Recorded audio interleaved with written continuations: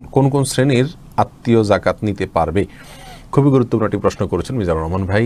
কোন কোন শ্রেণীর আত্মীয় জাকাত নিতে পারবে?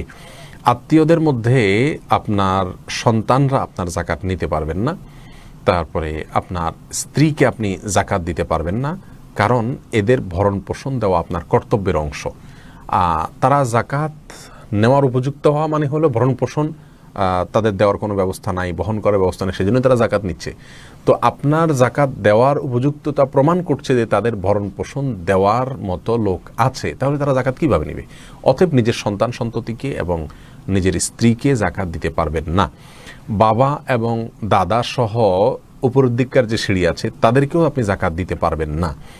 যদিও অনেক উলামা ইকরাম বাবাকে বা বাবা দাদা ওনাদেরকে জাকাত দেওয়ার কথা বলেন, কিন্তু আমরা বিশুদ্ধ মনে করি যে বাবাকে দাদাকে এবং উপরের দিকে সিঁড়ি যারা আছেন তাদেরকেও আপনি জাকাত দিবেন না, সন্তানদেরকেও জাকাত দিবেন না, এবং স্বামী হিসাবে স্ত্রীকে জাকাত দিবেন না। তবে কোনো স্ত্রী যদি সম্পদশালী হয় তিনি আবার স্বামীকে জাকাত দিতে পারবেন, কারণ তার উপরে স্বামীর ভরণ পোষণ বহন করা তার উপরে কর্তব্য নয়। স্ত্রীর উপরে এটা আবশ্যক নয় যে তিনি তার স্বামীর ভরণ পোষণ দিবেন, যেহেতু তার উপরে আবশ্যক নয়। অতএব স্বামী যদি অভাবী হয় তাকে তার টাকা থেকে তিনি জাকাত দিতে পারবেন, কারণ ইসলাম প্রত্যেকের হিসাব নিকাশকে আলাদা করে দেখে। স্বামীর হিসাব নিকাশ তারটা পৃথক, স্ত্রীর হিসাব নিকাশ তারটা পৃথক। স্ত্রী সম্পদশালী হতে পারে, স্বামী গরিব হতে পারে, তাহলে গরিব স্বামী তাকে যেহেতু ভরণ পোষণ দেওয়া স্ত্রীর কর্তব্য নয়, অতএব স্ত্রী তাকে জাকাত দিতে পারে।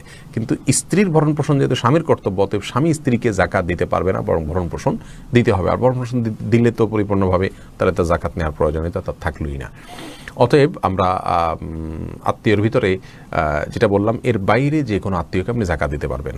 বাবা মা পূর্ব এবং বাবা মার পাশাপাশি তাদের ঊর্ধ্বস্থন এবং আপনার সন্তান এবং তাদের সন্তানদের সন্তান, তারা বাবা মা এবং দাদা পরদাদা এদেরকে, আর স্ত্রী এদেরকে শুধু জাকাত দিতে পারবেন না। এর বাইরে যত রকমের আত্মীয় আছে, যেমন আপনার ভাই বোনকে আপনি জাকাত দিতে পারবেন, চাচাতো ভাইকে জাকাত দিতে পারবেন, চাচাকে জাকাত দিতে পারবেন, ফুফুকে জাকাত দিতে পারবেন, খালাকে জাকাত দিতে পারবেন।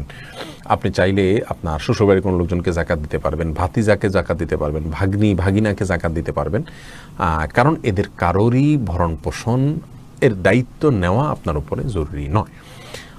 আর জাকাত দেওয়ার ক্ষেত্রে তাদেরকে বলে দেওয়া কোনো জরুরি না, বরং আপনি দেওয়ার সময় যদি আপনার নিজের নিয়ত থাকে আপনি জাকাত দিচ্ছেন বাস, তাহলে যথেষ্ট হয়ে যাবে, ইনশাআল্লাহ আপনার জাকাত আদায় হয়ে যাবে।